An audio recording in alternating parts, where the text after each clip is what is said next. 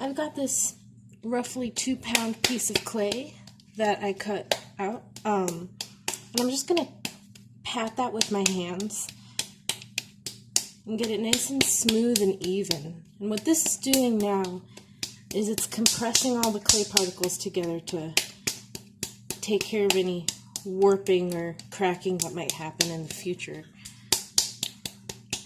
And it also helps to get rid of any little wrinkles on the surface. You can run your thumb across that to smooth it out. Now this surface I'm working on, it's just cardboard duct tape to my kitchen counter. It helps keep the clay from sticking to that surface. It works really nicely, just like canvas, boards, or like the concrete tables that we might have at the studio. But I also have a bunch of tools from just around the house that you can use for clay. This is a regular kitchen wooden spoon. It's a great clay tool. Our clay is non-toxic, so you can just use this for food stuff afterwards. Just wash it off really well.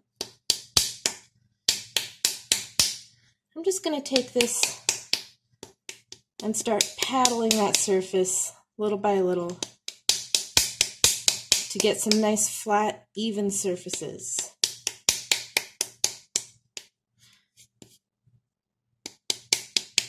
I can get a really nice geometric look this way.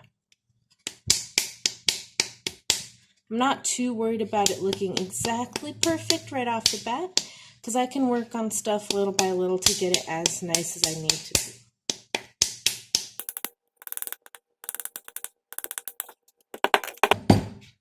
I'm patting the bottom against the table so I know that I've got a nice flat, even surface that it can rest on.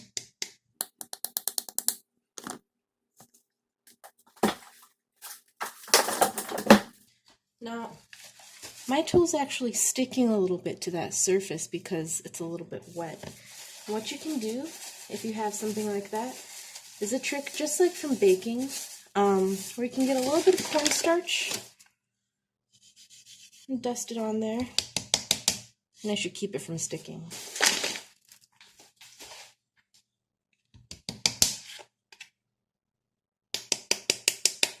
And that's much better.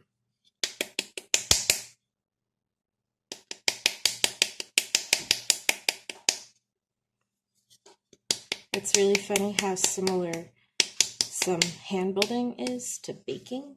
I know a lot of people who've done a lot in both fields. So lots of transferable skills right there.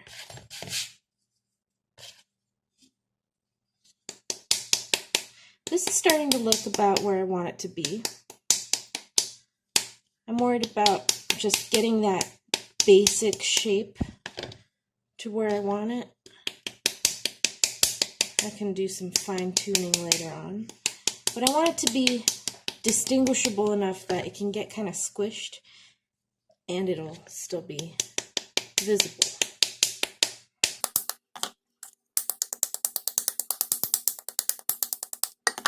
Alright.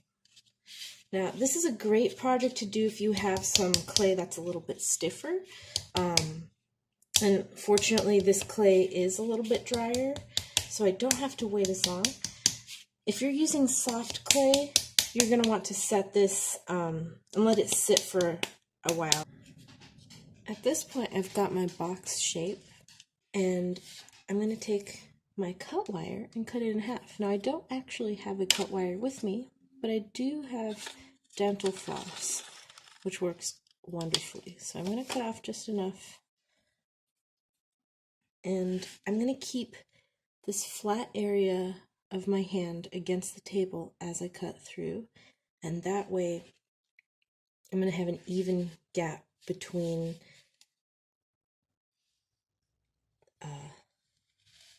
gotta concentrate.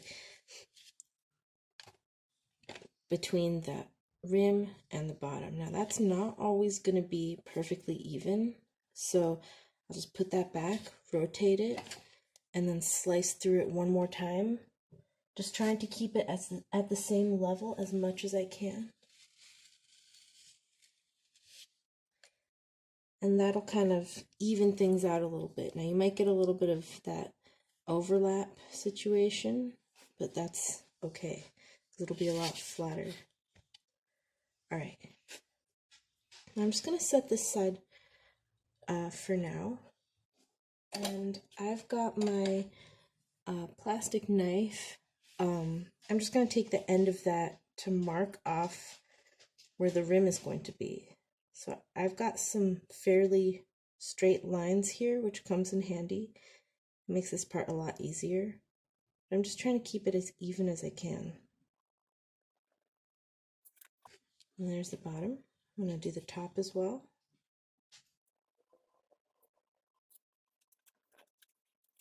All right, so let's fit these two together just to double check things. And I forgot earlier, but before you take them apart, you want to just make a little bit of a mark on one of those sides so that you know how it's supposed to fit together. Now, I'm just going to get rid of that later, so you can make it as big as you need to. But for now, it's going to look like that. Now, another household object, which is a perfectly good clay tool, is a spoon, which I'm just going to take and start scooping this out. Think about it like ice cream that's a little bit too hard. You don't want to break the spoon, so you kind of twist it around side to side a bit. Similar idea. I'm not super concerned about keeping this exactly the same shape as it was, because a little bit of warping is normal, and I'm going to address that later. I'm not worried either about the inside being super smooth. Right now it's just about taking off all that material, getting that as thin as I can. Basically, the goal is that if I were to cut this in any way, that cross section would be about the same thickness as what's over here.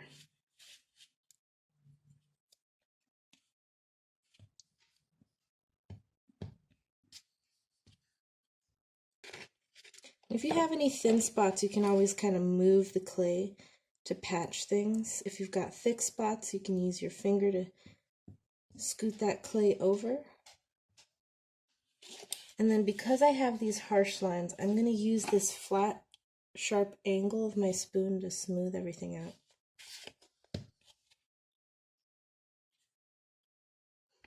And just add a little bit of definition there where I've got my corners.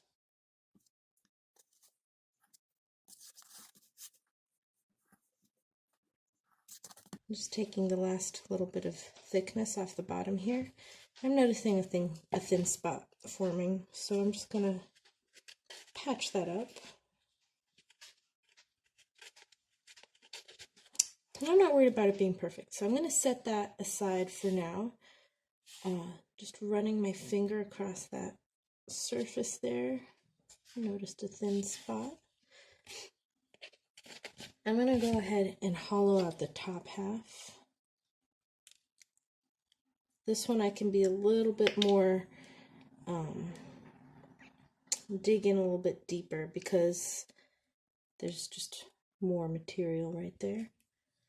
And I'm being very careful that all of these scraps go into the same pile and they're all stuck together because I don't want any little pieces of clay hanging around.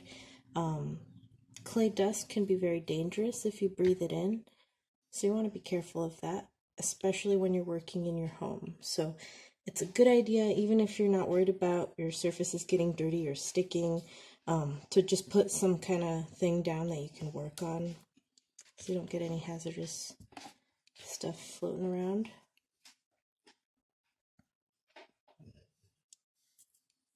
Ooh, that was not supposed to happen. That's okay. It's just clay. You can stick it right back on. The great thing of hand building too, great thing about it is that you can always patch things up as you go.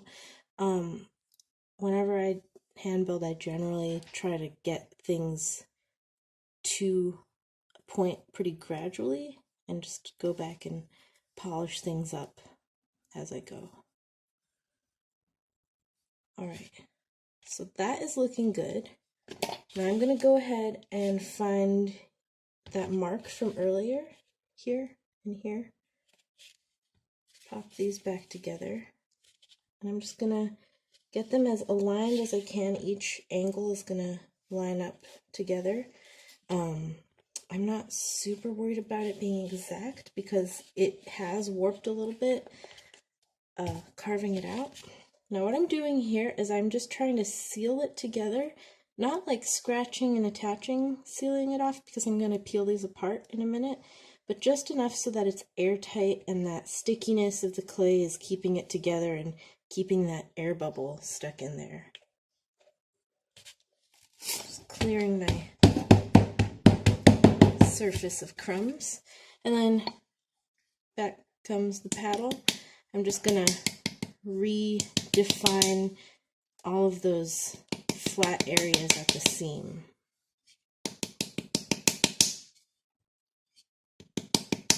And you want it to be as airtight as you can get it so you're not just crushing the clay.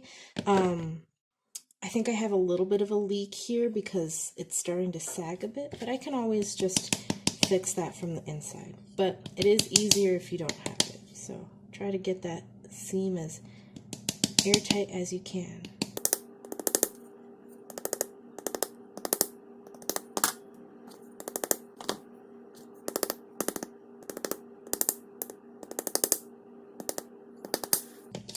All right, so I'm going to go ahead and peel these apart.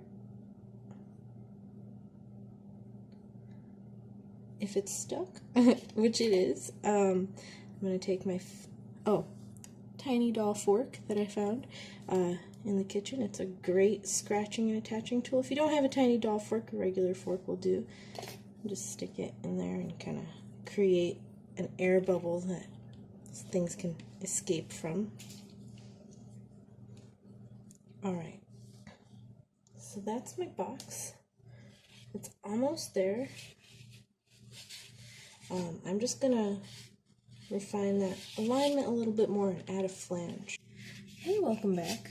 I've been letting this sit for a little while overnight. You don't have to leave it overnight. You can hit it with a hair dryer or something. But time always is better to prevent cracking. I'm not too worried about the surface being a little bit rough because I can take a sponge and smooth that all out later. But for now, what I want to do is smooth out the inside a little bit and create a flange so this won't slide around too much. So I have that key from earlier. That's still there, so that's good.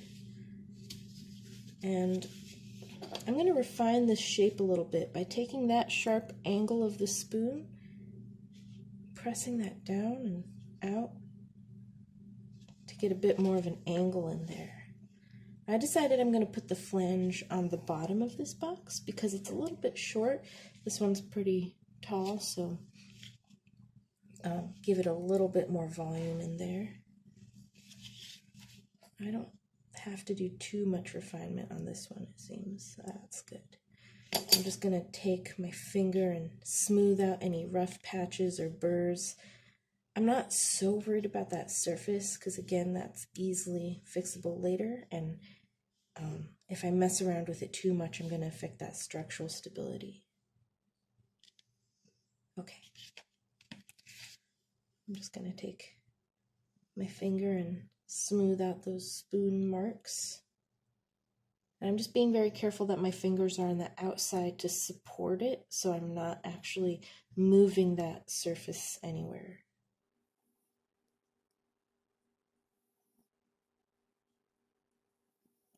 Alright, that's good enough. This side won't be getting the flange, it'll be nice and smooth and easily accessible, so I'm not going to mess around anymore with that. So I've got this pile of clay. This is just from what I scooped out from the inside. I'd recommend wedging it all back together as soon as you can, or just putting it back into a bag where it'll hold its humidity.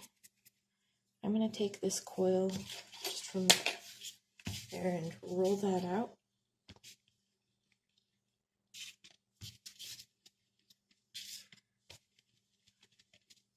Because I have limited space, I'm just doing it little areas at a time. And it only needs to be about the size of that. So take off the excess. Refine it a little bit more, because why not?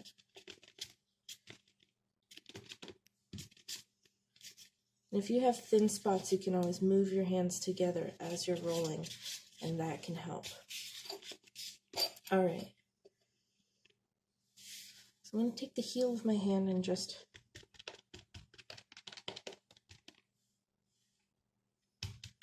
flatten all of that out.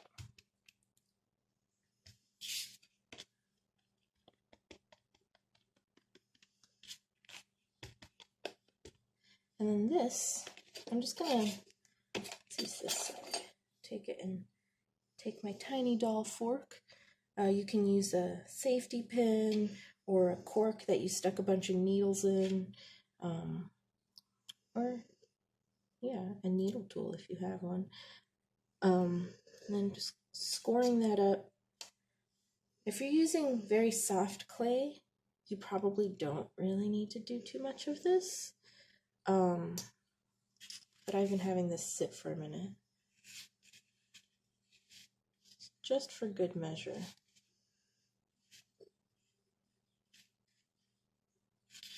I think, just to be safe, I'm going to add a little dot of water. And scratch that up again. Alright. Now I can take this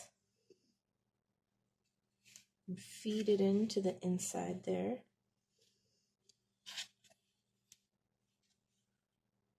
And I'm trying to keep that flange at the same height all around, but it doesn't matter if it's a little bit wavy, that's not going to affect how it fits into your lid.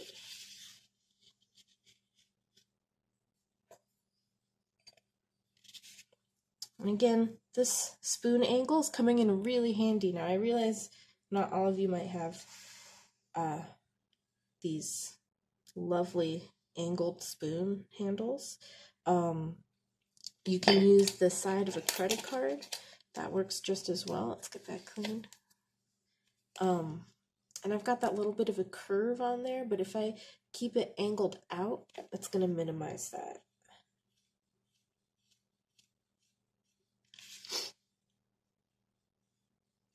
And this is just leveling everything out, getting rid of that seam, and making sure that flange doesn't stick out any farther than that line there.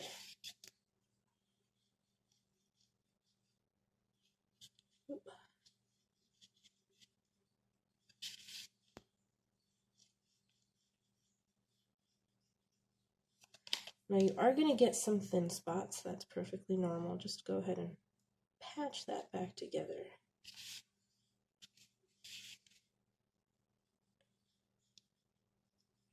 I'm just using very, very gentle finger touch to smooth everything out.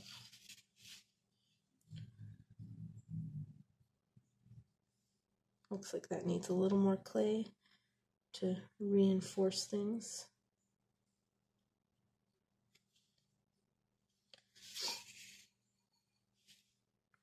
I'm also just taking my finger and running it along that seam on the inside, just squishing it together, making sure there isn't any weird little gap.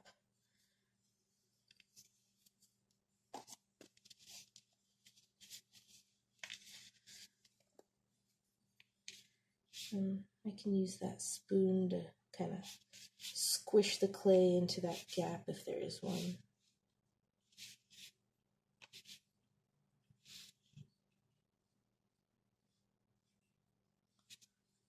All right.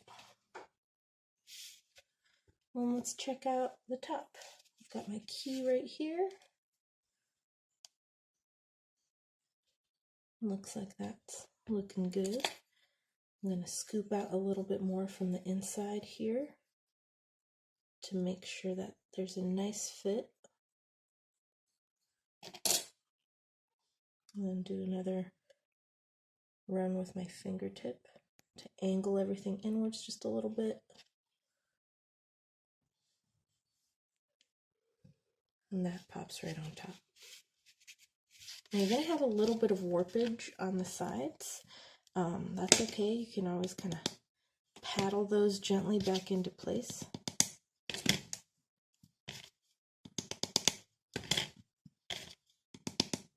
Now I've got that key. I don't really need it anymore because I know it's going to fit together. So I'll just take a little piece of clay and fill that gap in.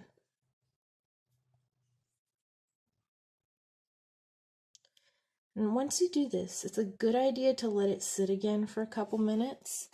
But I actually already have this one that I made earlier.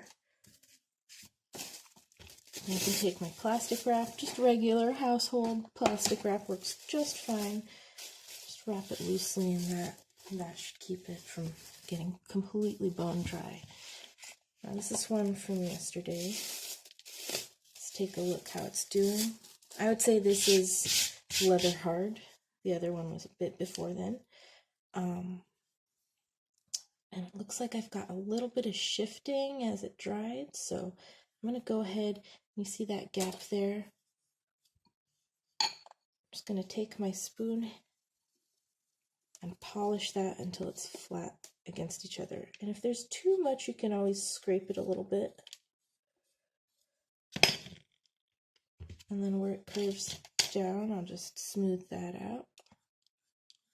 If you haven't guessed already, this project is all about little tiny refinement touches and just taking your time. It's a great project too if you don't have like a ton of space, because you can just make a little thing and scoop it out. No need for big slabs. And that's all smoothed out. This is looking good. Now I did the flange on the opposite side on this one. Let's see how that fits. And there you go.